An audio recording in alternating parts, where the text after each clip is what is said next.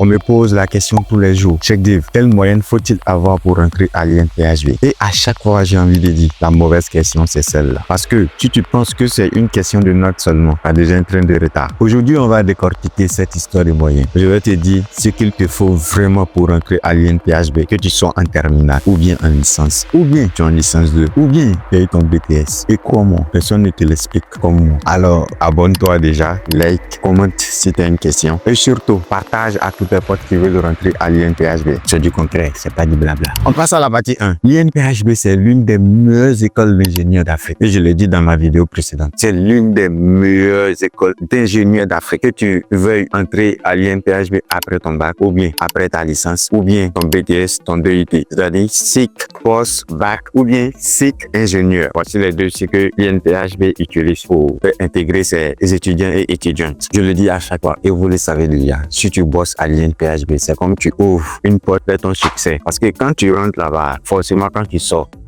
il y a quelque chose. Tu as beaucoup de portes qui seront déjà devant toi comme ça, quoi. Je sais pas comment il va vous dire, que ce soit en industrie, dans l'agro, dans les finances, partout où tu veux travailler, tu pourras travailler. Mais ouais, je te dis que comment je vais rentrer, c'est sélectif, hein. Bien sûr que oui, c'est vraiment sélectif. Mais on va voir comment être dans ceux ou celles que l'INPHB sélectionne. C'est facile, hein. Et ça va nous ramener à la partie 2. La partie 2, on continue. Vous vous posez la question, quelle moyenne faut-il vraiment avoir pour entrer à l'INPHB? Et à chaque fois, quand je fais des vidéos sur l'INPHB, je vois beaucoup de commentaires. Check, j'ai eu 11. Est-ce que je peux rentrer à l'INPHB? Check, j'ai eu 13. Est-ce que je peux rentrer à l'INPHB? Check. Même dans l'autre vidéo, la dernière vidéo, là, il y a un qui est venu s'acharner en commentaire. Bien sûr que oui, il avait raison. Mais on ne va pas se dire la vérité. Il y a des moyens que tu as là. Quand même, je ne dis pas que c'est impossible, hein, mais ta probabilité, la chance que tu as, ça devient très faible. Entrons dans le vif du sujet. Quand tu veux rentrer à l'INPHB juste après ton bac, que ce soit un bac C, D, E, l'objectif que tu dois avoir, faut pas avoir une moyenne en bas de 14. Je ne dis pas que si tu as une moyenne en bas de 14, que tu vas pas rentrer à l'INPHB. C'est difficile à comprendre, hein? Écoutez-moi très bien. L'objectif que tu dois mettre dans ta tête pour augmenter tes chances, faut avoir une moyenne plus que 14. 14 pour monter en terminale. Et surtout, dans les matières spécifiques, que ce soit en maths, physique, SVT, français, anglais, pour faire tout ton possible, tu vas avoir une moyenne à partir de 14 pour monter. Plus tu es proche de 16, plus tes chances augmentent. C'est aussi facile que ça. Mais si toi, tu veux rentrer à l'INPHB avec 11 de moyenne, 10 de moyenne, c'est difficile. Donc, dans ta tête, si tu veux rentrer à l'INPHB, pour ceux qui m'écoutent, qui sont en troisième ou bien seconde ou bien première, ou bien qui font le bac cette année, déjà, mettez dans votre tête, je dois avoir au moins 14 de moyenne. Dans la vie, tout est possible, hein. Tout est possible. Pour ceux qui veulent rentrer à l'INPHB avec un cycle ingénieur, c'est-à-dire après leur bac plus 2 ou bien bac plus 3. Quand je dis bac plus 2, il y a BTS inclus là-dedans, ou bien DUT. Bac plus 3, il y a la licence. Même bac plus 2, il y a la licence 2 aussi. Voilà. Donc, vous allez venir en commentaire pour dire, est-ce que BTS? Oui, BTS fait partie dedans. Donc, si tu veux rentrer à l'INPHB après le bac plus 2 ou bien le bac plus 3, l'INPHB regarde ton parcours académique. C'est-à-dire, si tes notes sont régulières, tes mentions, et la cohérence de ton projet d'études. En plus de cela, ton CV et ta lettre de motivation. Je l'ai fait dans ma dernière vidéo. C'est très, très important pour ceux qui veulent intégrer l'INPHB à partir du cycle ingénieur. CV, lettre de motivation, note régulière. Surtout note régulière. Tu vois, non? On n'a pas des fois avoir 10, 16, 11 temps. Faut être régulier. Si tu es régulier, là, l'INPHB, ça veut dire lui, c'est un bosseur. Parce qu'à l'université, ça blague pas, hein. C'est pas comme au lycée. Si tu as une moyenne autour de 12, 13 de moyenne, là, avec un bon projet, tu as toutes tes chances pour rentrer à l'INPHB. Sérieux, il y a beaucoup de personnes qui ont fait licence comme ça, ou bien ils ont fait le BTS et ils sont rentrés à l'INPHB, ils sont sortis ingénieurs. J'en connais beaucoup même. Partie 3. Ce que l'INPHB cherche vraiment. Toi, tu penses que c'est une question de notes, hein? Que l'INPHB cherche seulement les génies.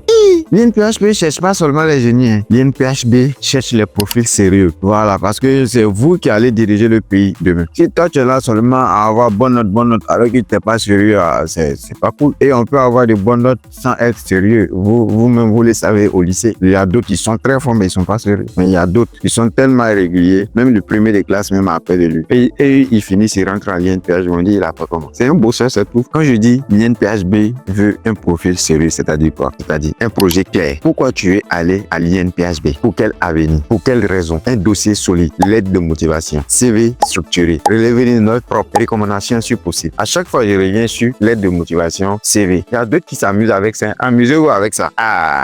Deuxième critère de profil sérieux encore. Un mindset de bosseur. Tu vas à l'INPHB, c'est pas pour s'amuser, pour aller te faire les vlogs. INPHB est joli, c'est rentré comme ci, c'est sorti comme ça. Toi, tu vas à l'INPHB pour construire quelque chose, pour construire ton futur. Donc, quand tu vas à l'INPHB, quand tu veux partir à l'INPHB, tu dois montrer à l'INPHB que non, toi, tu es un gars sérieux, tu bosses très bien. Et ça, c'est à travers ce que je viens de dire. Relever des notes, ton CV, la cohérence de ton projet d'études, tout. Et les recommandations par tes professeurs et ta lettre de motivation, il y a tout ça dedans.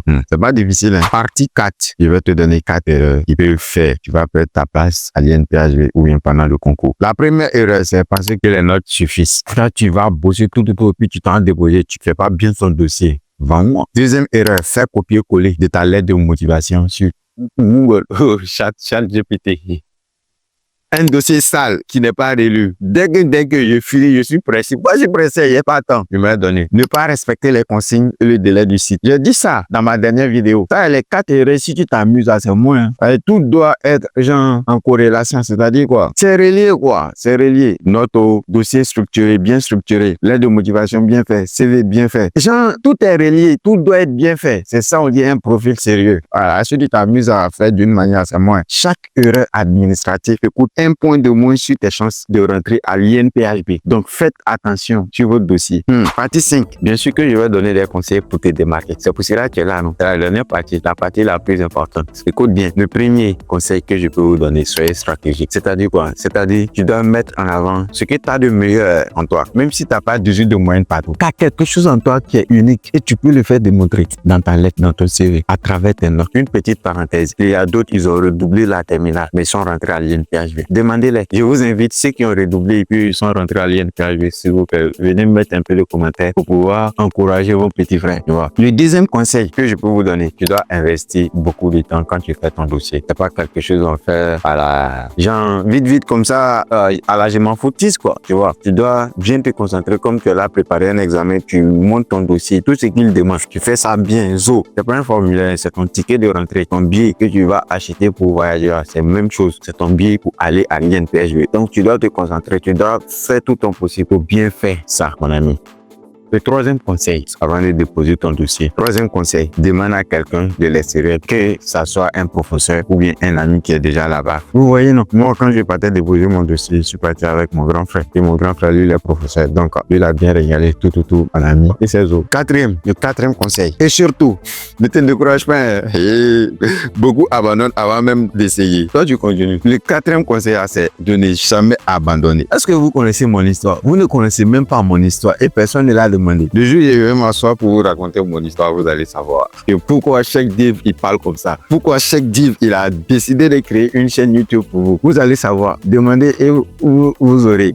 Ne vous découragez pas. Si vous avez tenté l'INPHB, ça n'a pas marché. Il y a d'autres écoles. Beaucoup même. Et je vois qu'il y a beaucoup d'abonnés qui demandent ça que de faire des vidéos sur ça. Je vais faire des vidéos sur ça. Il y a beaucoup d'autres opportunités. C'est pas seulement l'INPHB. Il y a plusieurs écoles en Côte d'Ivoire qui donnent des bourses d'études. Il y a des bourses d'études que la Côte d'Ivoire donne pour quitter la Côte d'Ivoire. Et on paye tout pour vous. C'est pas ça seulement. Hein. Voilà. Donc, ne vous découragez jamais. Vous tentez une chance ici. Vous n'avez pas eu. On retente encore. Vous n'avez pas eu. On retente encore. Jusqu'à ça va sortir. Voilà. C'est comme ça. On va pas prendre trop de temps. Reste jusqu'à la fin. Il y a quelque chose à dire après la conclusion. On va donner le mot de fin. Conclure la vidéo pour ne pas perdre trop de temps. Mais reste. Il y a quelque chose de très important que je vais dire après la conclusion. Je l'ai dit. T'as pas besoin de 19 de moyenne. De 18 de moyenne pour rentrer à l'INPHB. T'as pas besoin de ça. Seulement, tu as besoin d'avoir un plan, un projet, une vraie démarche. Ouvre la porte. C'est bien vrai que je ne nie pas que les notes ouvrent la porte, mais c'est ton dossier et ta vision qui la font rester ouvert. Donc, n'oubliez pas, les notes, c'est la clé. Ne vous amusez pas avec ça. Le chef dit va dire que faut pas même 11, 10 rentrer à l'INPHB. Donc, si tu veux vraiment intégrer l'INPHB, que tu as le bac ou bien que tu es déjà en licence, Bouge-toi maintenant. Le savoir est là, c'est à toi de le prendre. Et en plus de cela, c'est bientôt les examens de bac. Donc, c'est bientôt le concours de l'INPHV pour ceux qui veulent rentrer après le bac et après le cycle ingénieur. Donc, restez à l'affût. Mon ami, tu m'as regardé du début jusqu'à la fin. Si tu as appris quelque chose, faut liker déjà. Commente ta moyenne ou ton niveau d'études et je te dirai si tu as tes chances pour rentrer à l'INPHV. Et surtout, abonne-toi. On parle vrai ici, pas de rêve. C'est que du réel. Check Div, pour ceux qui me connaissent, eux-mêmes ils savent que du réel. De la manière dont vous me voyez comme ça, c'est comme ça que je suis. Check Div, Papa Labdeda, le roi du Nord.